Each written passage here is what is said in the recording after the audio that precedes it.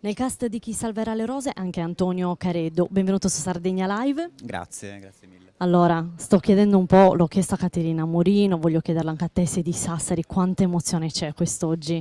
È tanta perché lavorare in Sardegna è sempre una grande opportunità, soprattutto non capitano spesso progetti di questa importanza, quindi ce lo stiamo godendo tutto questo momento perché non era scontato, non era ovvio che sarebbe andata così e quindi siamo molto orgogliosi e molto onorati di essere parte di questo progetto. Ecco, Chi salverà le rose per te che cos'è? Che cosa rappresenta?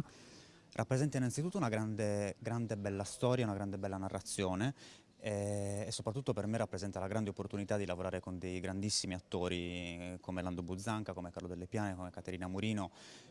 Come dicevo prima, appunto, non è scontato poter arrivare a progetti di questo genere, quindi è molto importante, molto istruttivo soprattutto per un attore giovane come me poter avere l'occasione di lavorare con delle persone di questa esperienza e di questa bravura. Ecco, parlaci del tuo ruolo. Il mio ruolo è il ruolo di Marco, che è il figlio di Caterina Murino e il nipote di Carlo Delle Piane e indirettamente di Lando Buzzanca, che ha un ruolo molto importante perché è una sorta di dà equilibrio alla storia e attraverso la sua freschezza e la sua gioventù riesce ad equilibrare questa situazione che sembra molto difficile, quasi irrisolvibile, non voglio anticipare nulla. È anche un grande cambio durante il film, quindi è stato un ruolo molto interessante per me da affrontare perché è molto sfaccettato e non è stato semplice. Ecco, nel tuo futuro che cosa vorresti che ci sia?